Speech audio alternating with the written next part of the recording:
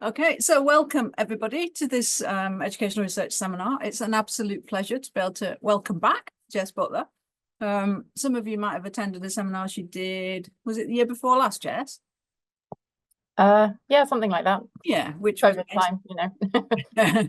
which was based on a fabulous PhD research that she did here at Lancaster jointly with sociology and educational research, which is absolutely great work. But today she's going to be talking about work that she's doing based at Imperial College in London. The title of which is I Hope to Be a Role Model, or Go Away, Don't Follow. Authenticity, performativity and different perceptions of role modeling and pedagogical practice. So Jess is going to talk for about 45 minutes and then there'll be plenty of time for questions and discussion afterwards. So please, when we come to that point, either post questions or comments in the chat, or ideally, if you're happy to, then just raise your hand and ask it in person. So I will also say, please, if you can, while Jess is speaking, if you can turn off your cameras and microphones, make sure you're muted. And then without further ado, I'll hand over to Jess for what I think will be an excellent and interesting presentation.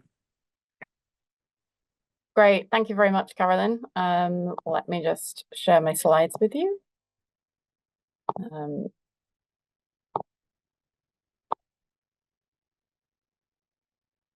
Okay, here we go.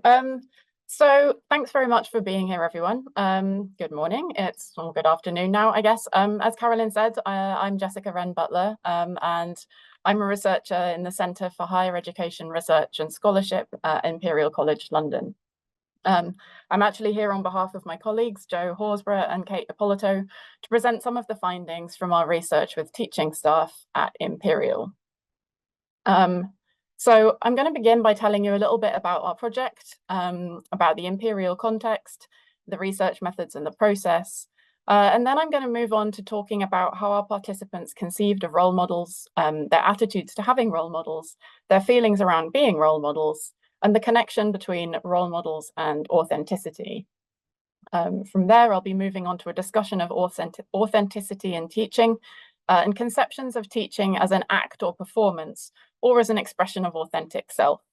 I'll finish off with some thoughts about the potential problems with placing focus on authenticity as such a desirable quality, particularly for identities that find themselves more visible in educational spaces.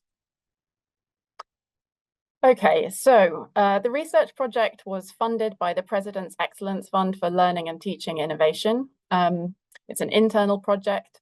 And as you might know, Imperial is a highly ranked research-intensive university based in London, offering programs in STEMB disciplines. So that's science, technology, engineering, maths, medicine, and business.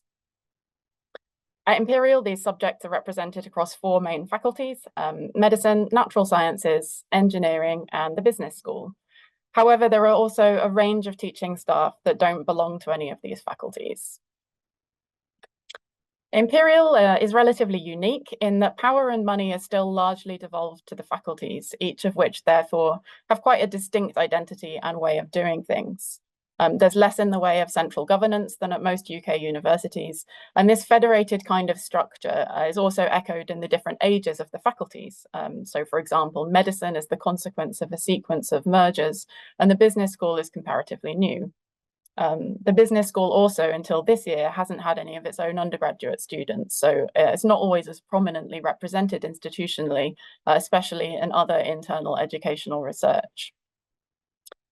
So although Imperial is really strongly associated with its South Kensington campus on Exhibition Road, it actually spans several locations, including for the Faculty of Medicine, hospitals.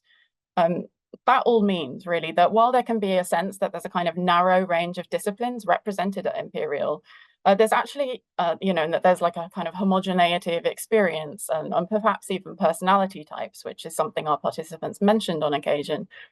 The fact is that there are actually quite a diverse range of practices, identities, environments, and types of research and teaching that are housed at Imperial. That's especially true when we consider the fact that 155 of Imperial's teaching fellows aren't attached to one of the 4 main faculties.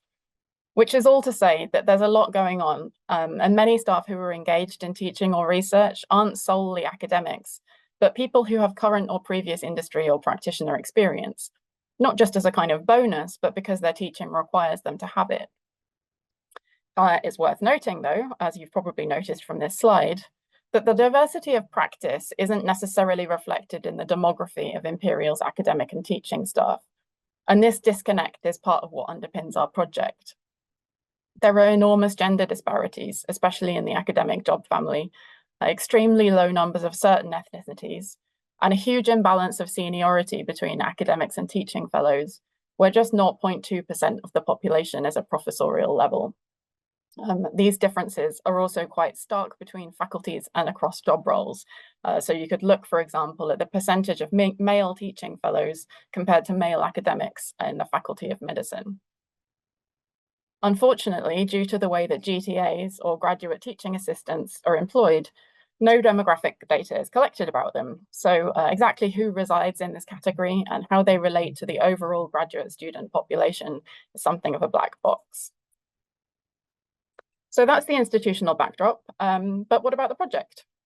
So in short, it was a one-year qualitative study of the relationship between teaching and identity. It began last February when I was recruited to run it, and this gives me a kind of outsider position on the institution as someone previously unfamiliar with Imperial and without a science background myself. The starting contention for staff with teaching responsibilities are some of the most visible institutional employees to students, and they're key avenues through which they form a relationship to their place of study. In Imperial subject offering in particular, contact time between teaching staff and students is often considerable, and those in teaching positions play multiple roles as educators, sources of pastoral support, representatives of the institution, examples of the vocation, whether the vocation of teaching or the practitioners of the discipline, as models of subject specialists, and as embodiments of wider social categories and identities. At the same time, it's widely perceived in academia generally, and this was echoed by our participants in terms of Imperial specifically, that in higher education, the activity of teaching is considered less professionally esteemed and rewarded than that of research, though this is a belief that we hope to trouble and complexify a little throughout this project. So while students might not always be aware of this kind of division and hierarchy between teaching and research activity, it nonetheless has the potential to impact on the well-being and professional identity of those who undertake their teaching, who may feel, despite their presence to students, that their teaching role is institutionally invisible. As you can see from our research questions, we designed our project with the aim to better understand the experiences, identities, and self-conceptions of staff with teaching responsibilities at Imperial, with the intention of illuminating the complex relationships between those identity hierarchies and the teacher role. We wanted to uncover the benefits and challenges the teaching community encounter through their role, position, and status, and in particular, any inequalities that could be mitigated to improve staff well-being and retention, as well, of course, as student learning and experience. So as part of this, we were interested in the relationship between identity and role modeling, both for our participants in their own careers and in terms of their status as potential role models or mentors to students and colleagues. To answer these questions, we decided to interview 30 participants from across the 3 main staff groups with teaching as part of their role. So that's teaching fellows, academics with teaching duties, and graduate teaching assistants, or GTAs. We targeted 10 participants from each group, and then purposively sampled from a pool of about 50 volunteer participants who we recruited through social media. The final sample we selected based on answers to a Qualtrics screening survey so that we could be sure that we represented a range of identities, experiences, and positions. So I'm not going to be giving you any identity information at the level of the participant. That's partly to protect their anonymity, but you can see an indication of the overall composition of the sample that's on the slide now. So interviews were conducted in person, either in participants' offices or elsewhere on campus, and they took place between May and September last year once we gained ethical approval. They lasted mostly between 1 and 2 hours. We asked questions about participants' routes into their role, their motivations for pursuing their career path, the relationship between their identity and their teaching practice, and their feelings about having or being role models, amongst a variety of other things. The interviews were audio recorded and transcribed by a third-party company, and the formal data analysis consisted of a few stages. So listening to the recordings back, reading and highlighting paper transcripts, coding the transcripts digitally in NBivo, and then we took a kind of pragmatic approach. So that rather than exhaustively coding all of the data, which I never would have got through, I just tagged the excerpts that kind of struck me as being particularly interesting, particularly relevant to the research questions, or that encapsulated a broader sentiment especially potently. So the overarching kind of topic headings that we derived from that process are on the slide now. As of currently, we have like 348 different codes, and I couldn't find a sensible way to represent that. So sorry, it's a bit broad brush. So having kind of contextualized the project for you a little bit and told you what we did, I'm going to move on to the main discussion. But I'm also going to preface this with a couple of caveats. The first is that in a kind of standard academic fashion, I only finished writing this presentation about an hour ago, and I haven't actually had a chance to read it back yet. So if there's any kind of inelegance or just outright nonsense, please forgive me for that. And related to that is I haven't quite had enough time really to get my head around what the relationship is between conceptions of role modeling and ideas around teaching and authenticity. Or whether those connections, if they exist, might be useful, interesting, productive, or fresh. So I'm hoping that what I've kind of sketched out here is something you're going to be able to help me with a little bit at the end by contributing your thoughts or what kind of connections you see. And I hope you find something of value in this, even if it's not quite as kind of honed as I had hoped it would be. So I inherited the outline of this project when I started the role. And though it's been modified and refined a little bit along the way, one of its foundational concerns was always related to teachers' status as role models. So when it came to generating data, we had a set of questions about whether participants considered themselves to be role models, whether they wanted to be, who they might be role models to, and what they would like to model, if anything, for others. We also asked them about their own role models, their reasons for having or not having role models, and what they found inspiring about those they admired or wished to emulate.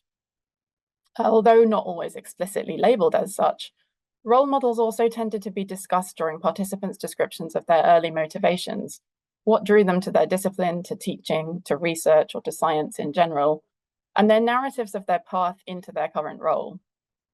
Other people, often school teachers, had frequently contributed to creating positive experiences of the subject or facilitated professional development and opportunities at various stages.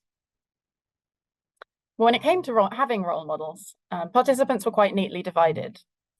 The majority had a range of role models, with some stating that they were always on the lookout for new sources of inspiration.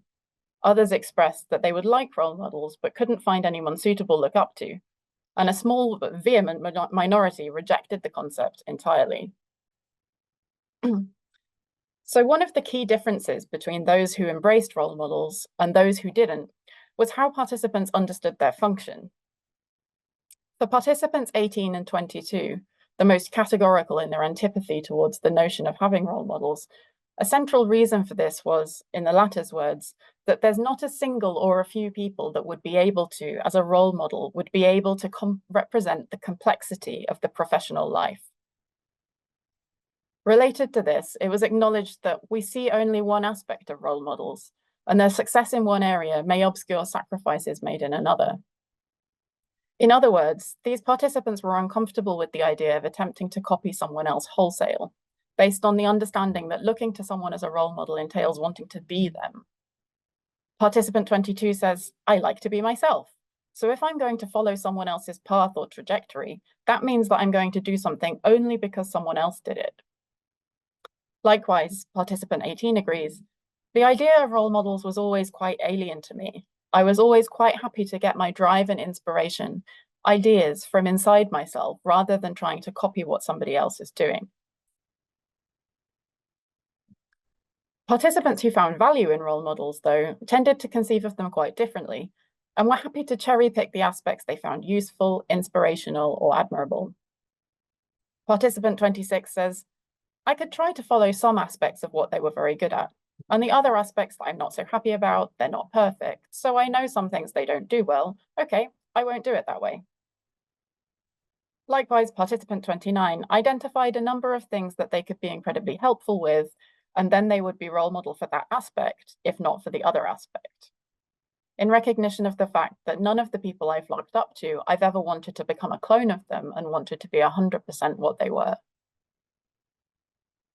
So disaggregating individual behaviors, traits, values, identities, and so on, opened up the range of people available to operate as role models and shows how, for the most part, participants were selective about what they aspired to emulate. Although some participants with identity features that are underrepresented in their area lamented the dearth of people with similar characteristics that they could more easily envision themselves becoming a version of, participants took a magpie approach to their role models. In short, participants didn't model themselves on people as such, but on the way those people inhabited, communicated, or embodied certain valued aspects of their person. Participant 23, for instance, noted being influenced by and looking up to a history teacher who wasn't the nicest person, but as a teacher, she was fantastic. One thing that surprised me a little was the fact that almost all role models participants cited were proximal relations, so parents, school teachers, academics and supervisors in HE, peers and senior colleagues. The few mentions of giants in the field, of renowned scientists or historical figures, were referenced not in terms of their greatness, but their ordinariness. Participant 5 was moved to tears by the humility of Neil Armstrong, being the first man who walked on the moon, but when he gave up being a NASA astronaut, he just went back to his local tech college and carried on being a teacher. And I just think that's brilliant. And that must have been so inspiring for his students. Participant 27 mentioned Richard Feynman, but specifically his willingness to open up this big, huge auditorium by saying, I'm going to try to explain something to you, something I don't understand very well, is being amusing and entertaining and honest. And for participant 13, who never really had a direct role model, historical figures didn't work because people like Einstein seemed too far away. Similarly, I had perhaps expected that participants would select role models for their brilliance, but much as our discussions of success tended to assume high-level abilities were a necessary component and therefore rarely mentioned, participants were more likely to admire others for their personal qualities. Enthusiasm for their subject or their role as a teacher was a particular cause for celebration among educators, perhaps reflecting the fact that imparting passion for the discipline was also frequently perceived as the ultimate purpose of teaching. Participant 15 recalled, this physics teacher in school, I think he was one of the best teachers in the world, honestly. I think he was just so calm and he was just so excited about physics. He would just talk and he'd just make everyone else excited about physics. Participants also valued simply being nice, giving help to others and showing their willingness through giving time generously in service of supporting development or learning opportunities for other people. For participant 6, this was my 11th grade chemistry teacher was the most amazing teacher ever. We were doing an experiment in her class and my crucible broke and she was like, come back after school and do it again. So she stayed. I did it again. My crucible broke a second time. And then it was already so late that she was like, do you want to do it again? Empathy, kindness, transparency, integrity, and community building were likewise traits participants identified in their role models that they wished to cultivate. Being successful, but not at the expense of staying down to earth. In participant 8's case, this was exemplified by their PhD supervisor, who is just a really nice man, and he operates in this really sometimes toxic system, but he's just really lovely, and he's kept that niceness, and he just always chooses to do the right thing. So far from this kind of distant, one-dimensional image of perfection that could only inevitably disappoint, that the role model rejecting participants kind of imagined, those who adopted or sought role models were interested precisely in the messy, multifaceted humanity of those close to them. In a sense, more than any specific characteristic, these role models were looked up to for their ability to balance brilliance in some domains with undisguised flaws in others, projecting a sense of authenticity.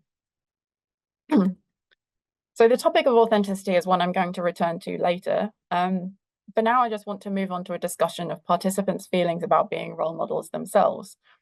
While I appreciate the title of this presentation may have had you wondering why I've dwelled so long on participants' own role models, these philosophies and attitudes kind of feed into how they approach the role of role model itself.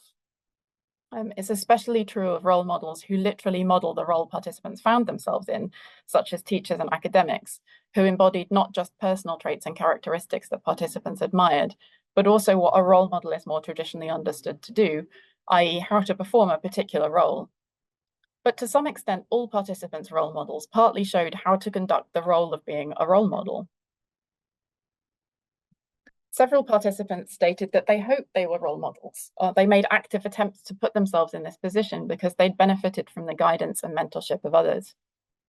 The sense of reciprocity, giving back, and paying it forward was a strong impulse for some, who experienced firsthand how significant having someone to show an interest, shine a light on the next few steps, or demonstrate what might be possible could be. As participant 7 says, knowing maybe one day that I have had such a positive impact as the ones that certain people had for me is just a bit lovely, isn't it? And I think that the concept is, I know what that meant for me, so to be that for someone else, even if it's just because of a relatively fleeting moment, I think there's something quite special about that. That said, participants express more ambivalence about the prospect of being a role model than about having role models. While it was generally seen positively, at least by those who had role models themselves, there was also acknowledgement that being seen as a role model came with responsibility, which was characterized by some as frightening. Participant 29 summarizes, if I think about it only superficially, I'm very honored by it. If I think about it more deeply, it's incredibly scary. At the same time, they realize that those who might look up to them will probably take the same approach they did, and that they don't need to be perfect. I guess because I always looked up to my role models as, I'd like to learn this aspect from this person and that aspect from that person, and I really admired that of that person, I trust the more junior people to do the same. And so I don't think anybody would want to be exactly as I am because I get so many things wrong. The sense of responsibility that comes with being a role model was, in some participants' eyes, an inevitability. For participant 26, it's part of the job that you try to do your job the way you think is the proper way of doing your job. Where for participant 15, being role models for each other is something we all do, and teachers in particular are really influential without knowing it. They acknowledge that this means you have to be really careful about how you put yourself out there and what you say, echoing participant 7's sense that the people who have had an influence on my life probably don't necessarily know they've had an influence. Several participants felt that this pressure had a positive slope, that it would, in participant 27's words, push me to be better, or as participant 25 put it, I might not have been as good on something if I wasn't being watched. At the same time, participant 9 points out that the role model position doesn't have to be so heavy, that role model seems like quite a big deal, right? But it's just a case of people seeing someone and they're like, oh, she looks a bit like me, she can do stats, maybe someone like me can do stats. Broadly speaking, participants wished to model similar characteristics to those they admired in their own role models, their commitment to the role, their passion for the subject, a willingness to make mistakes or to admit not having all the answers. For those from identities underrepresented in their discipline, there was an additional impetus to demonstrate succeeding against the odds and to be a visible example to others from a similar background. Some were motivated by their inability to locate, as participant 9 put it a moment ago, someone who looks a bit like me, and wanting to fill that void. For example, participant 15, who reflected that it's nice to be able to do it now because I'm in the older category, so I have kids and undergrads, like first-year undergrads, being able to look up to me. But when I was going through it, it was like, okay, I'm looking for a female from my country of origin, low socioeconomic background. Where are those people? If they were my boss or if they were my mentor, I would feel so much more confident in my own ability to be that person. Others, like participant 16, held a firm belief that if you don't see it, you don't know you can be it. However, occupying a minoritized identity also placed these participants in what could feel like a position of hypervisibility, that was perceived to reduce their level of agency around taking on role model status. As participant 8 said, it's just almost impossible to not be a role model when there's so few women because you're just extremely visible all the time. And yes, you just are just by existing. That said, as participant 9 acknowledged previously, the bar could potentially be lower because just showing up to deliver a lecture and address is a really big deal for some people.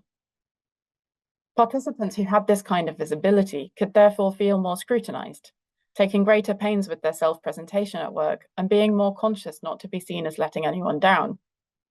Yet what this kind of involuntary assignation as a role model shows is that ultimately how we are seen by others is something we have little control over. Participants who didn't want to be a role model, who thought others should find their own path, and who associated role model status with ego and selfishness, had no more ability to stop others admiring, following, or even just seeing them than the participants who took on this mantle actively. What becomes apparent then is two different belief systems around how people should ideally make their way through life. One that prioritizes independence and one that harnesses the potential of interconnection.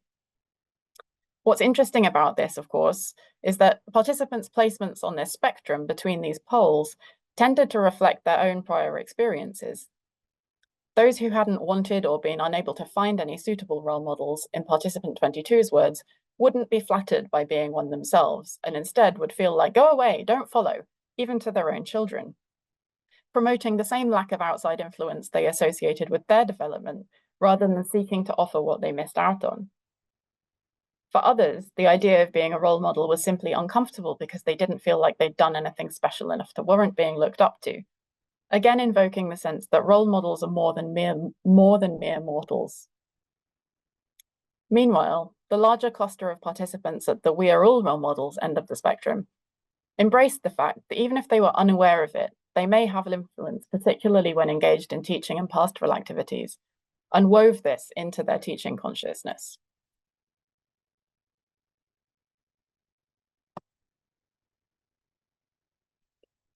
So, how participants teach and how they understand the nature of teaching also produced a spectrum that largely connected two binary positions. The idea of teaching as an act or performance at one end, and teaching as an embodiment of the authentic self at the other. So while these two conceptions of teaching were invoked by participants, most fell somewhere in the middle, acknowledging that, as participant 4 put it, there is a science and an art to teaching, and teaching well involved at the very least a level of energy not required for regular interaction. The matter of authenticity continues to be significant, though, whether cited by participants who tried to perform in an authentic way, or those who rejected the idea that teaching could be anything but entirely them. Much as the differing attitudes to role models and role modeling, where both flying unassisted and leaning into connections with others was seen through the prism of authenticity, the matter of being real was a recurrent theme throughout the data. The majority of participants articulated a conception of teaching in which identity, personality, and practice were tightly bound together, and this was generally presented as the way it ideally should be. For many participants, a teacher was something they already felt they are, and little modification was required when engaged actively in teaching activities, though some had found this to be more of a journey than others. For participant 6, the reason teaching is so demanding was because of the need to seamlessly blend performance with authenticity, to convey what is needed to energize in a manner that's palatable to students without seeming fake.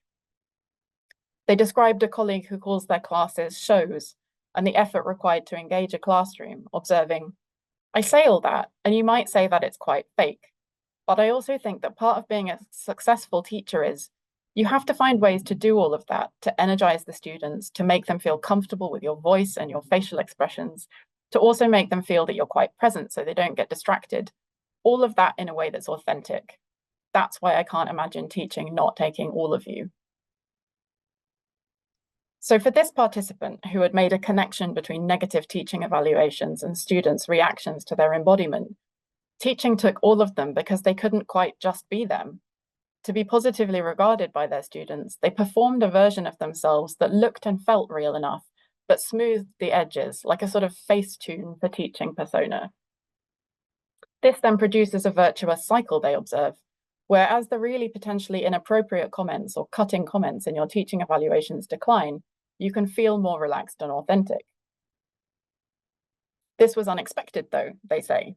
It's something that surprised me when I started teaching, that there is a large element of teaching that's a performance. Now, notably, others have an opposite experience. Participant 11 muses, is it an act? No, I think it's just me. And I think you start off thinking you've got to act, you've got to put on a show. But actually, I think people are much more receptive if you're honest, and just say what you're thinking at the time. I also want to highlight here that the nature of teaching and the question of whether it's an act or performance was not something we asked about. Participant here is not considering a query I've raised, but introduced the possibility of teaching being an act spontaneously. Although in most cases, the teaching as a performance framing was introduced only for participants to define themselves against it, with participant 17 being perhaps the only one to unequivocally state that they put on a performing mask. We thought it was interesting and significant that this imaginary of the performative teacher was invoked quite often. We saw a similar trend with participants' perceptions of how much teaching is valued by the institution and by their colleagues, where they tended to frame themselves as unusual for their investment in teaching, in contrast to other people who were described as finding teaching a chore. And as an aside, if you're interested in that, we'll be giving another presentation next Monday about more on that topic. And the link to that will be on the final slide. But back to authenticity for a moment. Where some participants had been on this journey, from just being themselves to finding a modified version that pleased students, or vice versa, others felt their presentation in the classroom, and I use classroom here loosely to denote any kind of teaching environment, bore no difference to any other context. Participant 5 says, I think I am how I teach. I don't think there's any, I think that we're the same person. There's no, I don't do a Jekyll and Hyde as I go into the lecture theatre. Likewise, participant 22, who you might remember was also deeply uncomfortable with the idea of role models because it would be inauthentic to copy someone else, felt that I feel myself when I teach. I just feel I'm doing, it comes naturally. I don't have to think on it. For participant 26, being a teacher was so embedded that they inhabited the role beyond the classroom. They said, I've always felt I could be really myself with the students, so that's who I am. In fact, if nothing, is maybe the opposite. My personal life gets affected by my professional life, so I get complained at, oh, you're being a professor. Sometimes though, being just me was the most desirable state. Sometimes though being just me was the most desirable state, the consciousness of being observed made participants more aware of themselves. For participant 24, teaching at the main South Kensington campus of the university rather than their usual environment put them on edge. When I asked if they do their self-presentation differently at work to other contexts, they responded, I don't think I do that very differently when I'm at this campus. I think I definitely am very conscious of it when I am teaching at in South Ken. I remember reading that in the pre-questions and I was kind of like, oh yeah, that actually is something I'm worried about quite a lot. I didn't realize I was thinking about it. Why? So I think I'm quite conscious that I'm representing the department, the university at that point. And then I need to project something that to the students looks professional, substantial, while still being approachable. Similarly, participant 21 said, when I'm on my own with the students, I feel like I'm just me. I feel like it's maybe different if there's team teaching because it feels like it doesn't feel like other people are judging you, but there's more of a pressure to, I think I probably feel more pressure to not say the wrong thing. Now, I don't want to seem like I'm making an overly simplistic generalization, but let's just imagine I've asked you to guess the genders of these participants. I purposely haven't given them to you, not for the purposes of making you guess, but in order to protect their anonymity as far as possible, but also because it can be interesting to reflect on the assumptions we make about participants' identities based on even short snippets of data. During my PhD, I did the same thing, and I was intrigued that people often got this really wrong, presumably based on the assumption that certain kinds of experiences and feelings belong in some way to certain identities. However, this is one case where the data generally shows a familiar pattern in that our women participants were on the whole far more aware of their self-presentation in general and had a more complex relationship with authenticity when teaching specifically, either as a consequence of teaching evaluations, which we know are prone to gender-based bias, or a broader sensitivity to others' responses. I by no means wish to suggest that it's only women who are sensitized to this, or that other identity characteristics don't have similar experiences. It just happens to be that this was the clearest trend in the data we have. And given that we didn't ask explicitly about authenticity, this is not something all participants spoke about. Though it's perhaps noteworthy that this reflects the fact a considerable number of interviewees claimed that their self-presentation was no different at work to outside of work, and an even larger number that there was no difference when teaching specifically compared to when being at work in general. This seemed to be seen as desirable, to be a whole and consistent self across environments, and maybe even suggestive of an innate vocation for teaching, something that, as participant 22 put it, comes naturally and effortlessly. Now, I'm also not suggesting that this is untrue. Participants mostly expressed a desire to be able to be authentic at work and to cultivate genuine connections with their students. Indeed, the relationships, conversations, and connections with students were regularly cited as the primary pleasure and reward of engaging in teaching activity, and a certain amount of authenticity, even if at a professional distance, is necessary to find that point of interpersonal contact. However, as I've suggested, where some get to simply show up as themselves and move easily through the various responsibilities of their day without affectation, others find themselves needing to curate and project a modified version while still retaining an air of realness. At the same time, by virtue of the very visibility that makes them subject to greater scrutiny to begin with, these identities may also be under greater pressure to embody their role in a seamlessly authentic way, because of the greater likelihood they'll be looked to as a role model. It's also worth noting that although our participants generally wanted to inhabit their full identities as a teacher, that might not be universal. Having spoken to colleagues at another institution, it seems that authenticity is becoming an area universities are interested in. And at least in some places, staff with underrepresented identity characteristics in particular are being encouraged to share this with students to increase student belonging. In the last year, I've also attended a range of equality, diversity, and inclusion events that promote the idea of bringing your whole self to work as the epitome of inclusivity. However, putting aside a philosophical discussion of the concept of the whole self, while I agree our workplaces should be able to accommodate and accept our whole selves, should we wish to share them, these initiatives to encourage greater disclosure in the name of authenticity have more sinister implications too. What if we don't want our employers to have our whole selves?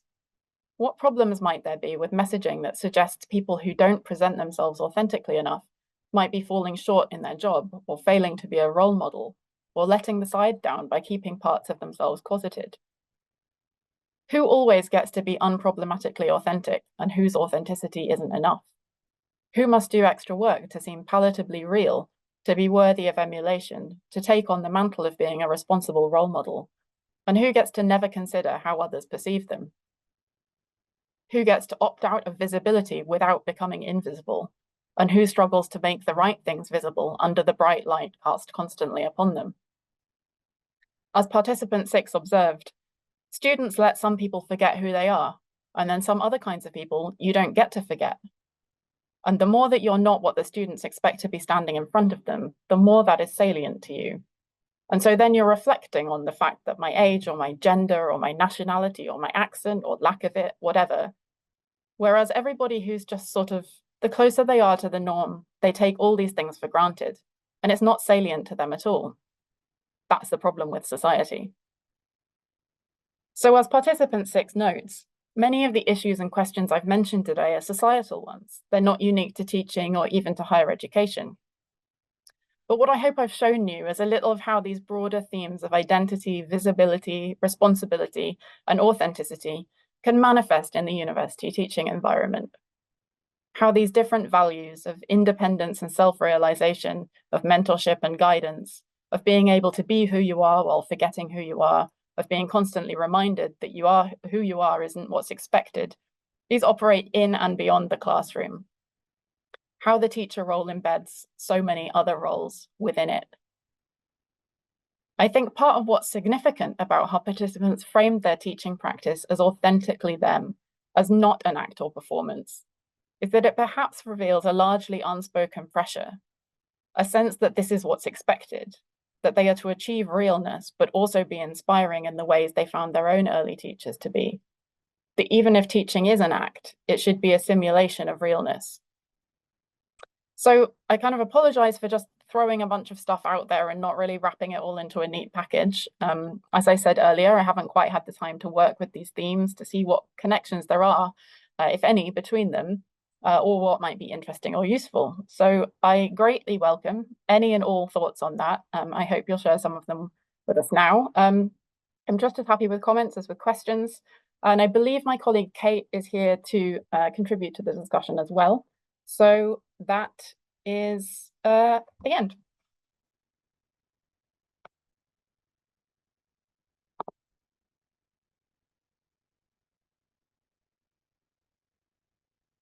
Thanks, Jess. That was really, really interesting, and I've got loads of questions and comments, so I can start if nobody else wants to. But just to say, I mean, it was a fascinating presentation, and you said at one point, sorry if it was inelegant, but it wasn't. It was far from that. So thank you.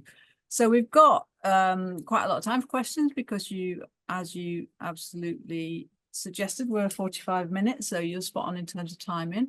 So as I said, people can put comments in the chat, or preferably if you're willing to just put your hand up and ask a question, then that would be great. And please feel free now to turn your cameras back on. I know I asked you earlier to turn them off, but we're happy if you want to turn them on.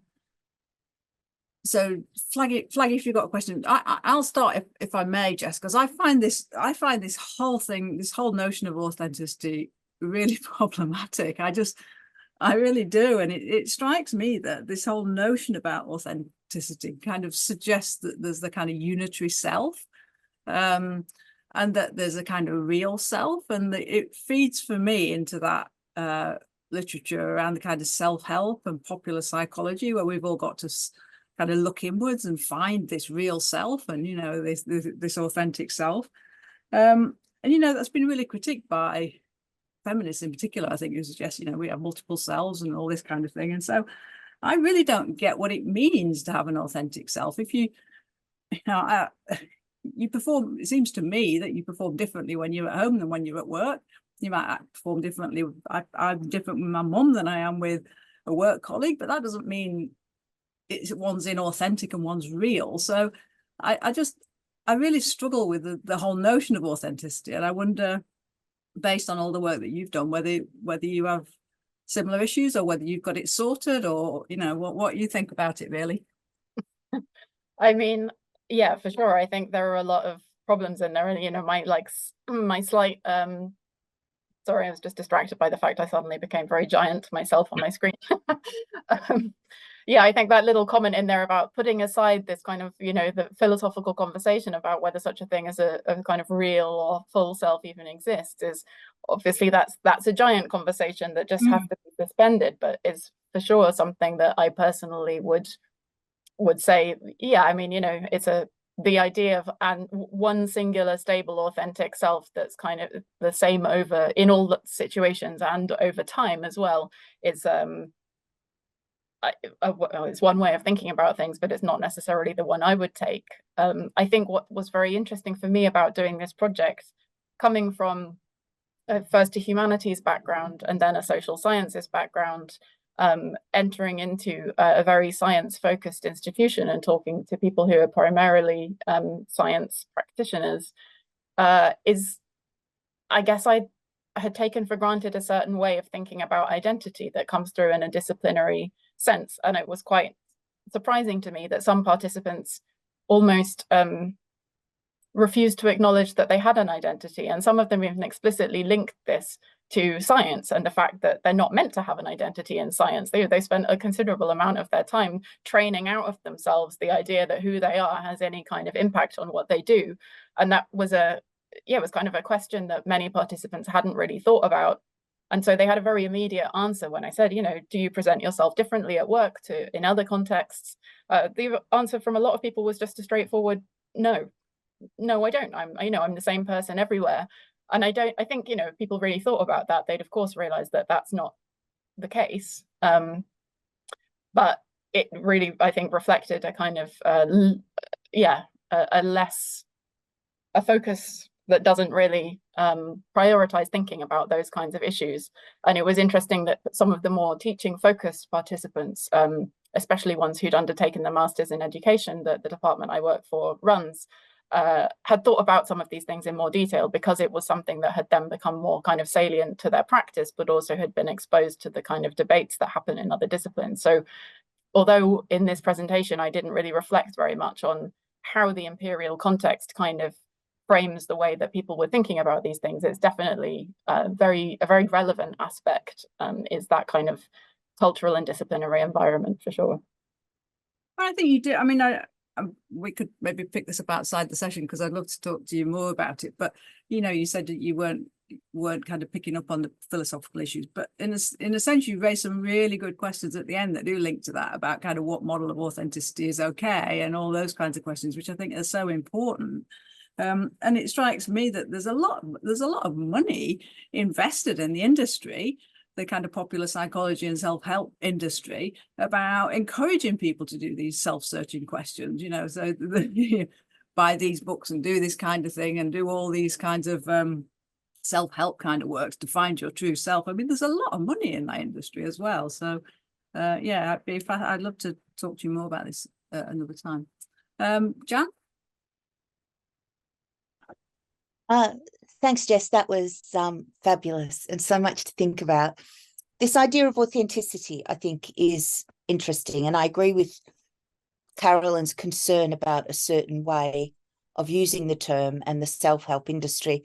And I do think the philosophical origins are useful, because the concept of authenticity, in terms of the philosophical realm, it goes back to Heidegger's work, and it is very much based on the self.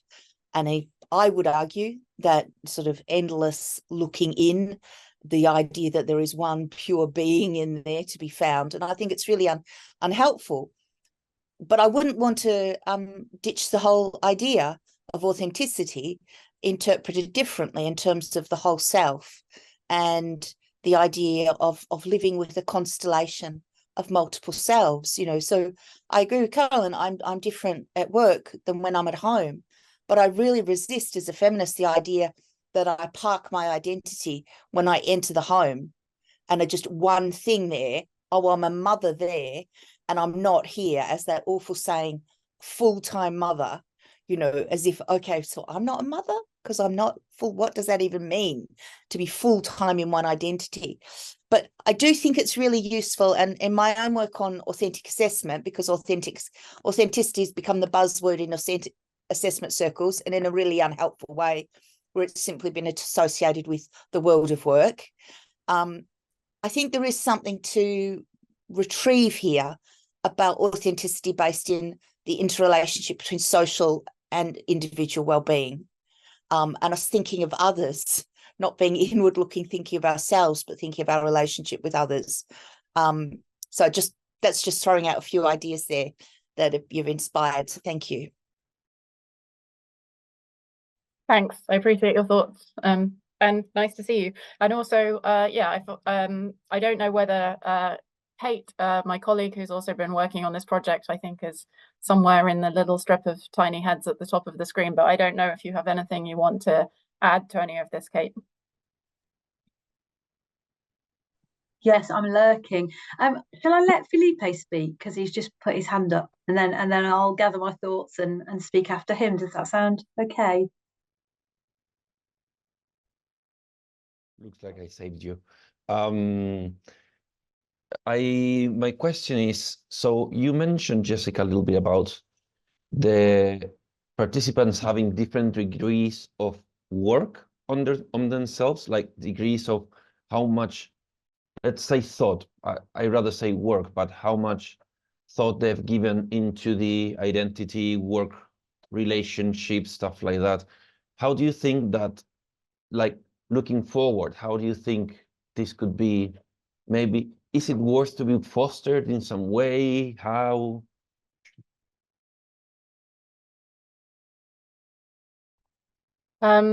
Let me just clarify what you mean by that. Do you mean can we foster a kind of greater consideration of the relationship between identity and work?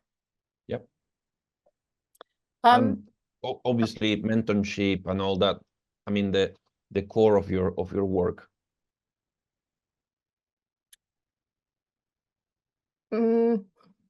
Struggling to come up with a sensible answer to this question. Can I think on that while Kate speaks on whatever thoughts she was collecting in the meantime, and then I'll come back to you afterwards.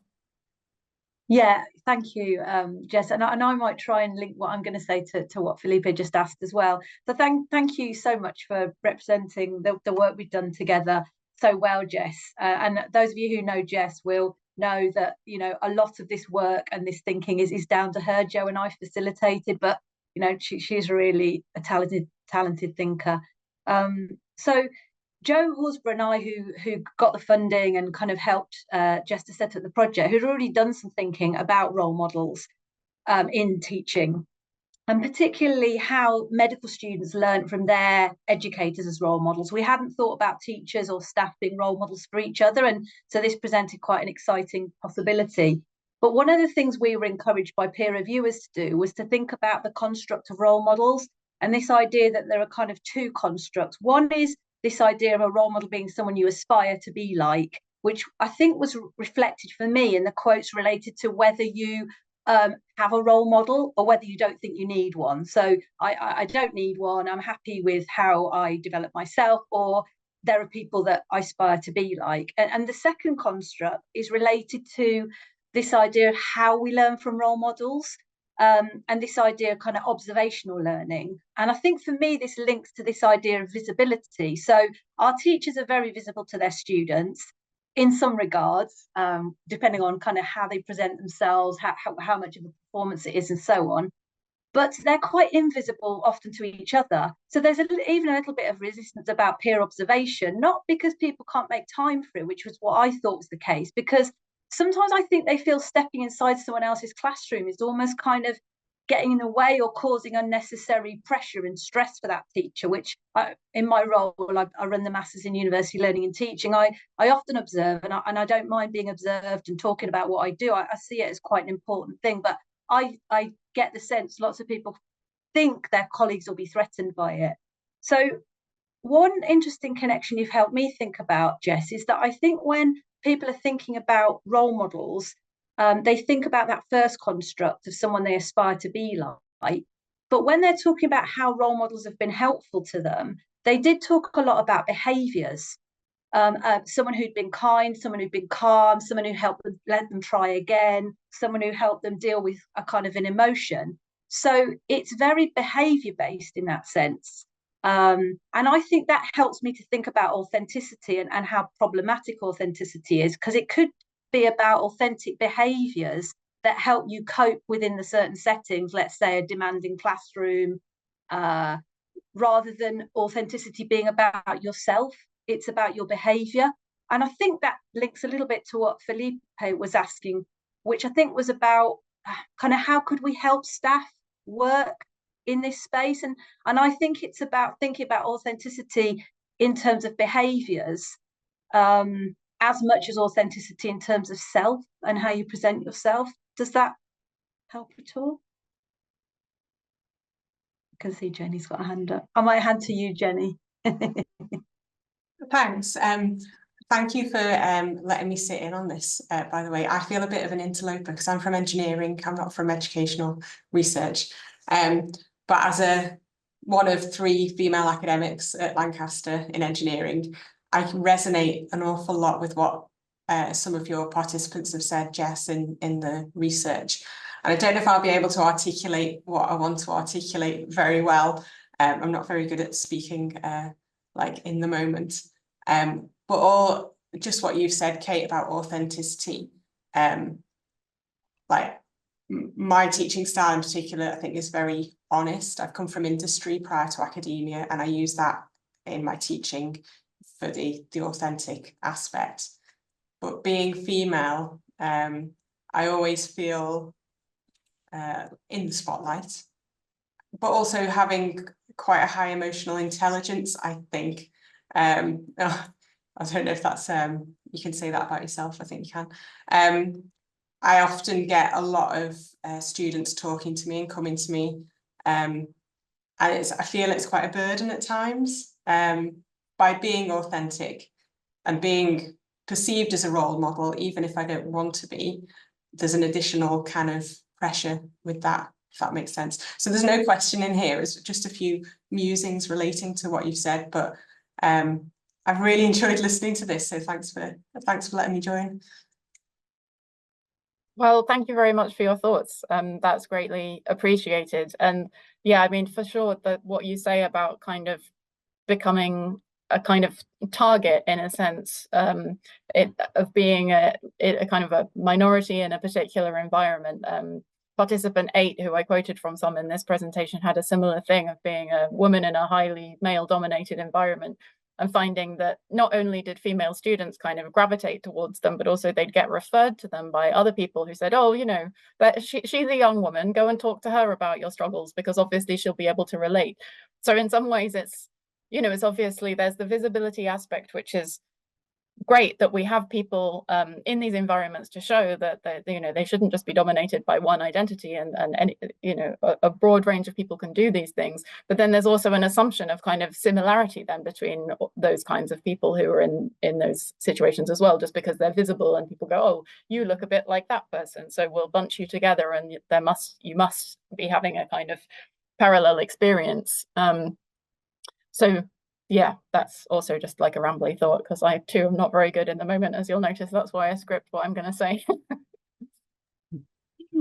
Can I come back in again? Because I do find this fascinating. So Jenny, I wonder whether people come to you because you seem a really nice person and you're genuine, and it's genuine. No, not genuine, because that's just authentic. But you're kind and you're caring and you're approachable, rather than it being about authenticity, because you could be authentic but grumpy and uncaring and not very nice. So again, it's that kind of notion of what authenticity means, isn't it, in a sense? Yeah, and I think I view it quite differently. So authentic in my teaching is, you know, getting real world examples into I teach engineering management, so I talk a lot about my past experiences. It's nothing to do with my personality particularly, or how approachable I am, or I'd like to think I'm a nice person. But you know, I think they're quite different. But it's really hard to pinpoint specifically. I think because, you know, everyone's personality is very different, isn't it? So it's very hard to put a very specific label on very different people with very different teaching styles, you know. So again, I don't think that's helped much, but no, it's just really interesting discussion. Jonathan. Thank you. Thank you so much, Jess. That was really interesting, and I'm probably going to follow on with another kind of rambling non-question, but a kind of musing, and I think just following on from then what Jenny and Carolyn were just saying as well, that and I was really struck by, I think, how you described those who kind of feel this hyper visibility. I've been doing a bit of research around kind of like belonging or unbelonging for disabled staff and PhD students, and lots of similarities in terms of that sense of feeling like they've got this responsibility to be the disabled role model and everyone's looking to them, and just that kind of level of emotional labor that then they have to undertake, and that isn't recognized often. And I think that seems to be the case. That's obviously the case more broadly for any kind of minoritized group, perhaps. But then just as Carolyn and Jenny were talking, I was thinking, because Carolyn, you're right, the authentic self isn't necessarily a nice self. That's the assumption we make. But at the beginning, Jess, you were talking about those personal qualities, and I was thinking they're almost more like virtues. You were talking about humility and empathy and kindness. Like they're the virtues that draw people to the role model rather than the authenticity necessarily. And I just thought that was kind of an interesting sort of dimension there that might be worth exploring. But yeah, really, really interesting, and I really enjoyed it. Thank you. Thanks. Yeah, that's a really good point actually about that. I mean, there was a kind of line of data that I didn't quote in this, where people did explicitly mention that the transparency, the kind of honesty, the authenticity was something in some of their role models that they'd identified as something that they admired. But of course, yeah, these kind of the seeming kindness, the seeming empathy, just as the participants who rejected role models were kind of saying, well, we can't see everything about a person, right? So how could we possibly wish to copy them if we don't know exactly what we might be copying?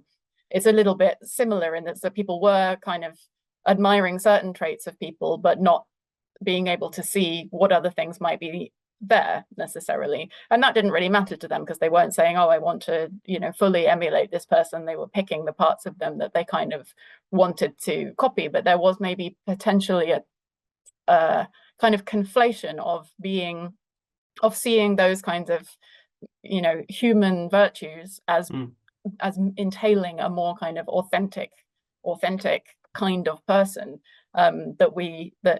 yeah, there maybe was a tendency that I've also kind of fallen into, of seeing that as a more kind of, as more real in some way, than, you know, than being a total bastard.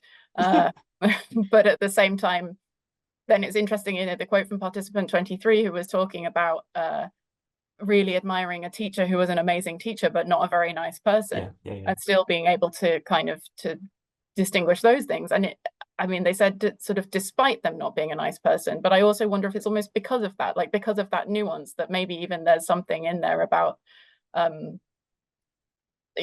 being able to see those kinds of different dimensions and realize that people are not simply one big bundle of virtues, because we know that we aren't, right? So sure, yeah, of course, yeah. Thank you.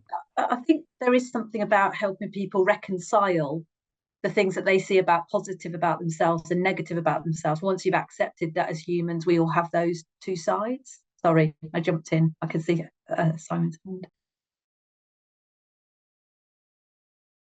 Yeah, thank you.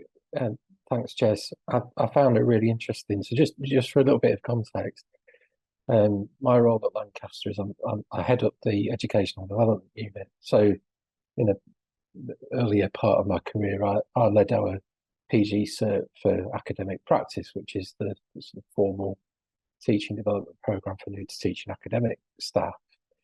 And what I've found really interesting about this, again, one of the sort of assumptions that can sometimes be made around that sort of program is that it is to do with teacher training, and there's a set of you know, teaching tricks that can be established so you can acquire to make you a more effective teacher. But of course, a lot of what we're doing actually is around critical reflection and helping colleagues develop their sense of positionality as an educator in the HE system.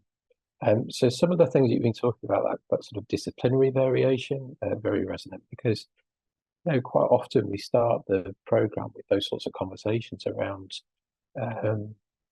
where people see themselves as an educator relative to their identity as a researcher or the facets of their academic role. And it can be really variable. And in some instances, that's based on their background, their history, their prior roles. In some instances, it's to do with their discipline or even the immediate influence of their academic department when they've arrived at the institution. You know, but some of those sort of early conversations are about trying to encourage people to reflect back on what has influenced their beliefs about education and where that comes from. And it's fascinating because, of course, in some instances, people can quickly point to an influential person in their life, you know, the role models, the explicit role models. But in other cases, it's remained invisible until you kind of provoke that opportunity for people to pay attention to those who've had an influence on their thinking and shape the way they go about their practice. So so it's not really a question, it's just an observation that's resonant with my own experience, that I think this notion of role modelling can be both explicit but also remain hidden, untapped in a more conscious way, unless it's provoked in a discussion and you know, through critical reflection. And perhaps, I don't know whether or not you've got any thoughts on that, but you know, in the context of teaching in higher education and again in a research intensive university, I'm really interested in reading more about your work, because I think it can usefully inform some of the work we do with academic stuff. Wonderful, thank you for that. Yeah, it's really interesting. I think, you know, we have this kind of explicit set of questions in the interview schedule about role models and role modeling. But what was interesting to me was how often people kind of referenced individuals, and often they couldn't remember who they were earlier in the interview. Those questions came right at the end, but you know, we had questions at the beginning about how people got into their role and what their motivations were. And this was a lot of where people talked about teachers. Actually, it wasn't, they didn't always themselves think of them as being role models. I kind of inferred that that's how they'd used those people by how they'd kind of referred to them. But there was quite a lot of, oh, someone gave me a piece of advice once, or this idea that I think it was participant 7 maybe articulated in this presentation of, you know, the people who'd influenced them probably had no idea that they'd influenced them, and likewise they could be influencing people all day long without really knowing that they were doing it. And that role models weren't always necessarily, an individual person or someone that you could look to, but these piecemeal little bits of kind of inspiration that all seep their way in ways that could be conscious, or they could be completely unconscious and people wouldn't even know how to attribute them. Just very interesting to kind of see how attuned people were to the influence of others, I guess, or how much they felt they were even looking to others, because of course, even the participants who claimed not to have any role models and not to, you know, to do it all on their own, there was a certain irony to that, which was that they said they did it all by themselves and were super independent, so other people should do that too. So essentially they were kind of saying, I want people to do what I've done, which is kind of, you know, a role model position in itself, whilst also saying they should do that by not having any role models. But even they will have, of course, had influences. They'll have had people who have shaped them along the way. So it's as much about, I think the interesting thing for me is how people conceive of that and what kind of narratives they create around how they got to where they are and what they think their responsibility is to other people in terms of the kind of influence or support or direction that they might give.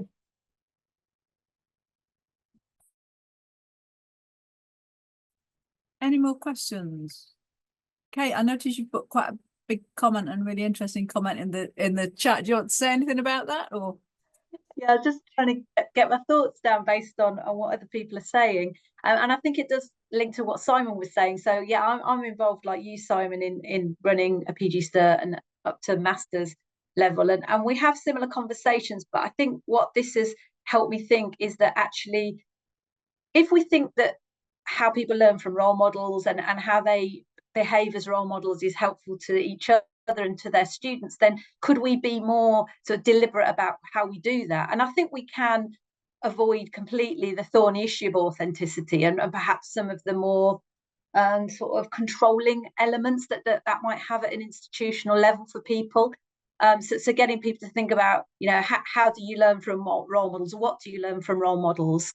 So yeah, I was just saying there that I think in the data, but from my own observations, often when Jess's interviewees talked about their own experiences as students, they were talking about people who seemed to be interested in them and their learning, or interested in what they were presenting or teaching. And that's where the authenticity comes from. And that creates a connection then that the observee, the person watching the role model or engaging with the role model, recognises. But I don't know how aware sometimes the role models are of that. And I was thinking, as the colleague from engineering was talking, whether there's other facets about herself that students find makes them want to make a connection that's beyond the things that she's recognised, because that might help her to see her value more widely. And if this is the case, how could we facilitate this? And I think it is partly through conversations like the ones that Simon and that me and my colleagues have with staff in kind of developmental settings, but kind of always doing it in a nuanced way, understanding that things like authenticity and role modelling has this kind of power differential connection to it. So something that I've been thinking about lately is this: there's an idea that there's a distinction between a mastery model, someone you see as the finished article and would aspire to be like, and a coping model. it is something that a guy called Shunk, a psychologist, has written about, but only with regards to children learning maths. So if they observe another child who's struggling with fractions, let's say, it has a better impact on their self-efficacy than if they watch children who grasp it very easily. And so there's this difference between a mastery model and a coping model. And I thought, could we identify coping models and, you know, with their permission, or they could take it forward themselves, could we use coping models, including ourselves? You know, are we coping models? So yeah, they're just a few of my thoughts. Thanks, Kate. Jan. I think this is related to what Kate just said. It's that in the same way that it's been shown in terms of supporting students with assessments, model answers don't really help, but real answers that are written by real people and flawed and, you know, have strengths and weaknesses and things like that, talking those through with students is really, really helpful. And you know, maybe there's a disciplinary thing here.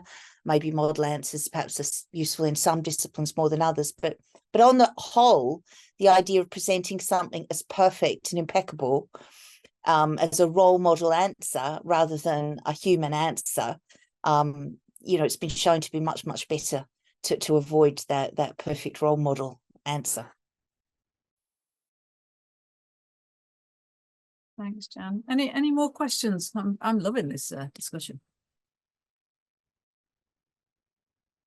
Jess, you mentioned at one point that, oh, sorry, Kate, just as you might, either of you might be able to respond to this. You mentioned that there's kind of a drive to encourage authenticity from universities. Could you say a bit more about that? What that looks like and where it's coming from? I will respond to that. Oh, you've gone back onto mute, Jess. Oh, okay. Every time I hit. Am I now? We can hear you now, yeah. Okay, good. It just every time I hit it, like went back onto mute again.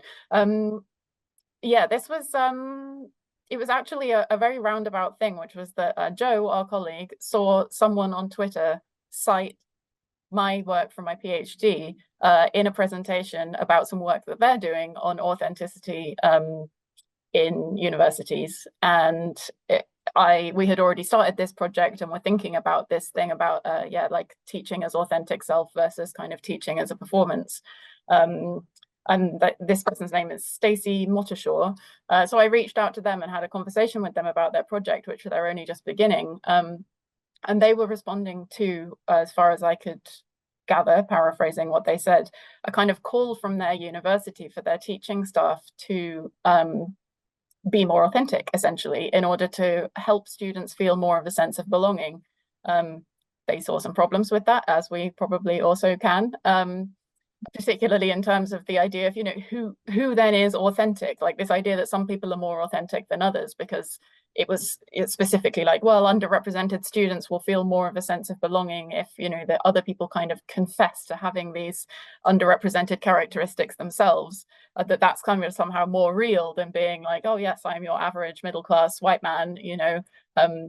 That this kind of performative authenticity thing is becoming more kind of, co-opted by institutions, and then being able to see that link to the kind of equality, diversity and inclusion stuff that I've been kind of visiting at an institutional level, and how much of that is really based on this kind of the be yourself, but that meaning really just unpacking all of these kinds of identity categories and being like, yes, I'm in this box and I'm in that box and I'm in the other, and this together makes, you know, one whole real person. Yeah, okay, I'll stop there. Kate, do you have any more thoughts? It's fascinating. No, well, only that the more we talk about it, the more I think this term authenticity, without any critical thought, which is often as it's used, it is really problematic. There's no connection, as far as I know, between authenticity and effective teaching and learning. So it's not even a kind of necessarily a useful connection. And just while I'm speaking, just to link back to what Jan was saying about authentic assessment, I think there is a risk it's linked to that idea of what you might do in employment, isn't it? I feel a bit like authentic assessment needs to tell you something about yourself. So when you do the assessment, you learn something about yourself, and that's partly where the authenticity comes from. But I think authenticity is often linked to the task that we set, the assessment task. But what you were saying about what you put around that to help students tackle the task, which might be model answers, it might be helping them think through the process, talk to each other. That's partly where the authenticity comes from, isn't it? How do you approach the task? Not just, we're going to give you a report to write because that's what they do in the workplace. They don't write essays there, they write reports. So yeah, thank you for helping me make that connection. Jan, I'm guessing you're going to respond to this, having written a paper and much more about this. I was just shamelessly putting it in the chat that, yeah, I have written a paper that sort of, I hope Kate does exactly, well, it tries to open the conversation that you're saying. So I'll put the link in the chat if that's not too cheeky. Not cheeky, it's all really helpful. Okay, we're coming up to 10 to, so we've still got another 5 minutes or so if anybody else has got comments, questions.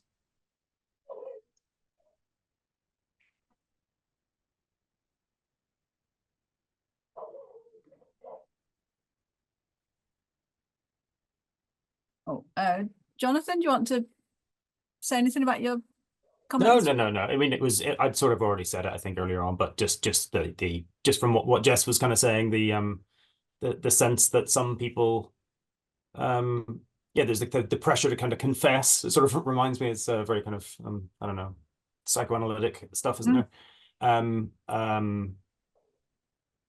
But that pressure is on people in different ways, and especially those that don't fit into the kind of archetypal construct of, you know, who should be at university, and the risk that's carried there. And I think as well, the kind of through all of these shifts in EDI and maybe the way that we're thinking about other aspects around teaching and how we present ourselves, there is a kind of the disciplining that takes place, and I think that's particularly gendered, and I think that relates to what Jenny was saying earlier on, as working as a female in engineering, that you feel like, oh, well, this is what I should be doing, and you know that no one's saying it explicitly, but there's a disciplining going on behind the scenes, and I think it's really interesting, and just to go back, I really enjoyed the questions that you kind of asked at the end, the kind of very provocative questions around, you know, what does it mean to do it, and who can do it, and who can opt out. And I think that they are, to me, the most important questions around, rather than the leaning towards the authentic self as a good thing necessarily, to kind of push back and ask those kind of critical questions. I think they're to me the most interesting and fruitful. But yeah, enjoyed it. Thank you. Jan.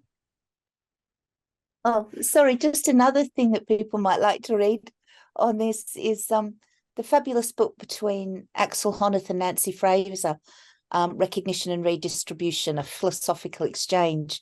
But when I was listening to Jonathan, I was thinking that a lot of the way we're talking about authenticity and can it be used well as a concept, how is it misused, this psychologicalization of it, a lot of that's there also in the critical theory debates on recognition, you know, the idea that recognition becomes very performative identity idea that's all about reading self-help books, or it could be something actually really meaningful and about who we are as human beings.